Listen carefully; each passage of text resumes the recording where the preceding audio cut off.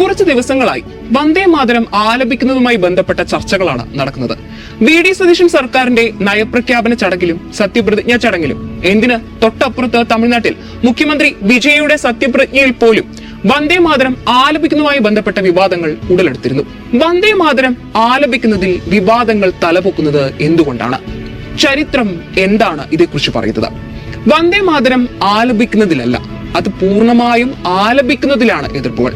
കേന്ദ്ര ആഭ്യന്തര മന്ത്രാലയം 2026 ജനുവരി അവസാനം പുറത്തിറക്കിയ ഉത്തരവ് പ്രകാരം വന്ദേ മാതരത്തിന്റെ പൂർണ്ണ പതിപ്പ്, അതായത് 3 മിനിറ്റ് 10 സെക്കൻഡ് രാജ്യത്തെ വിവിധ ഔദ്യോഗിക ചടങ്ങുകളിൽ നിർബന്ധമാക്കണമെന്ന് പറയുന്നു. സുപ്രീം കോടതിയുടെ സമീപകാല നിരീക്ഷണ പ്രകാരം വന്ദേ മാതരം ആലപിക്കണമെന്ന കേന്ദ്ര സർക്കാർ നിർദ്ദേശം സംസ്ഥാനങ്ങൾക്ക് ഒരു നിർദ്ദേശം മാത്രമെന്നാണ് പറയുന്നത്. വന്ദേ മാതരം മുഴുവൻ പാടുന്നത് മതേതര ഇന്ത്യയിൽ അത് മറ്റൊരു കാഴ്ചപ്പാടിലേക്ക് നയിക്കും എന്ന വിലയിരുത്തലിൽ 1937 കോൺഗ്രസ് സമ്മേളനത്തിൽ മഹാത്മാഗാന്ധി, നെഹ്റു അടങ്ങിയ നേതൃത്വം വന്ദേ മാതരത്തിന്റെ ആദ്യ 2 ഈരടികൾ മാത്രം ദേശീയ ഗീതമായി അംഗീകരിക്കുകയാണ് ഉണ്ടായത്.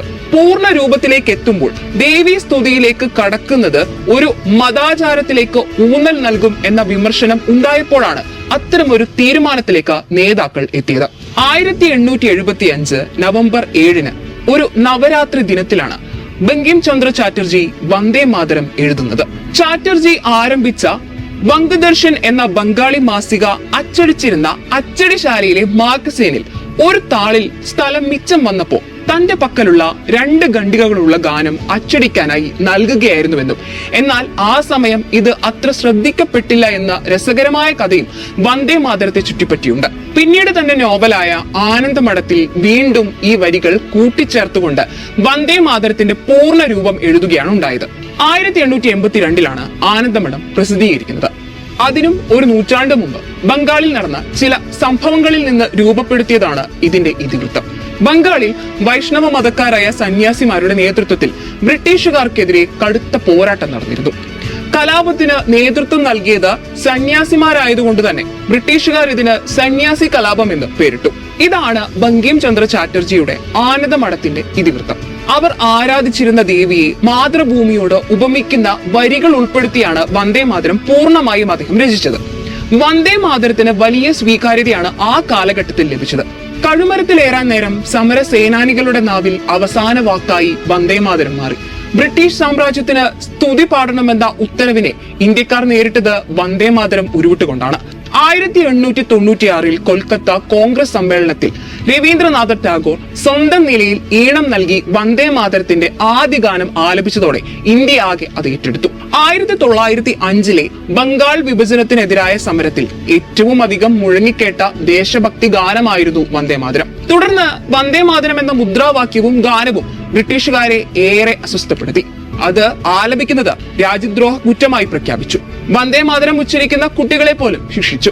1947 ഓഗസ്റ്റ് 14 ചരിത്ര പ്രസിദ്ധമായ രാത്രിയിൽ സുജേത കൃപലാനി അധികാരമേൽക്കൽ ചടങ്ങിന്റെ ആരംഭത്തിൽ വന്ദേ മാതരം എന്ന ഗാനത്തിന്റെ ആദ്യ വരി ആലപിച്ചു. അതോടെ വന്ദേ മാതരം സ്വതന്ത്ര ഇന്ത്യയുടെ പിറവിയിൽ ആ ഗാനത്തിന്റെ പങ്ക് അടയാളപ്പെടുത്തി. ഹൈന്ദവേതര വിഭാഗങ്ങളുടെ ദൈവസങ്കല്പത്തോടും വിശ്വാസത്തോടും വന്ദേ മാതരത്തിലെ ആദ്യ 2 ചരണങ്ങൾക്ക് ശേഷമുള്ള പദ്യങ്ങൾ പൊരുത്തപ്പെടുന്നില്ല എന്നൊരാശങ്ക ദേശീയ പ്രസ്ഥാനത്തിൽ ഉണ്ടായിരുന്നതിനാൽ സകല മതസ്ഥർക്കും മതേതരമായി യോജിക്കാവുന്ന ആദ്യ 2 പദ്യഭാഗങ്ങൾ ദേശീയ ഗീതമായി തിരഞ്ഞെടുക്കാമെന്ന മഹാകവി രവീന്ദ്ര ടാഗോറാണ് നിർദ്ദേശിക്കുന്നത്. ശേഷം 1950 ജനുവരി 24 ഇന്ത്യൻ ഭരണഘടനയിൽ ഒപ്പുവെക്കാൻ ഭരണഘടനാ അസംബ്ലി യോഗം ചേർന്നപ്പോൾ പ്രസിഡന്റ് രാജേന്ദ്ര പ്രസാദ് ജനഗണമനയെ ഇന്ത്യയുടെ ദേശീയ ഗാനമായി പ്രഖ്യാപിക്കുകയും ചരിത്രപരമായ പങ്കുവഹിച്ച വന്ദേ മാതരം എന്ന ഗാനം ദേശീയ ഗാനമായ ജനഗണമനയ്ക്ക് തുല്യമായി രാജ്യത്ത് ബഹുമാനിക്കപ്പെടണം എന്ന് പ്രഖ്യാപിക്കുകയും ചെയ്തു. വന്ദേ മാതരം ഇന്ത്യയുടെ ദേശീയ ബോധത്തെയും സ്വാതന്ത്ര്യ സമര ചരിത്രത്തെയും പ്രതിനിധീകരിക്കുന്ന ഒരു ദേശഭക്തി ഗാനമാണ്. എന്നാൽ അത് നിർബന്ധമായും ആലപിക്കണമെന്ന് നിയമപരമായി ആരെയും നിർബന്ധിക്കാനാകില്ലെന്നാണ് സുപ്രീം കോടതി വ്യക്തമാക്കിയിട്ടുള്ളത്. ചുരുക്കത്തിൽ CPM അടക്കമുള്ള പാർട്ടികൾ വന്ദേമാതരം മുഴുവനായി ആലപിക്കുന്നതിനെ എതിർക്കുന്നത് ദൈവീകപരമായ ആരാധനയുമായി ബന്ധപ്പെട്ട ഭാഗങ്ങൾ മാത്രമാണെന്നും 1950 ജനുവരി 24 ഭരണഘടനാ നിർമ്മാണ സഭയിൽ 1937 കോൺഗ്രസ് പ്രവർത്തക സമിതി തീരുമാനിച്ച വന്ദേമാതര ഗാനത്തിന്റെ ആദ്യ 8 വരി മാത്രമേ ദേശീയ ഗീതമായി അവതരിപ്പിക്കാൻ പാടുള്ളൂ എന്ന് വ്യക്തമാക്കിയിട്ടുള്ളതുമാണെന്നുമാണ് CPM നേതാക്കൾ അടക്കം ഇപ്പോൾ ചൂണ്ടിക്കാട്ടുകയും ചെയ്യുന്നത്.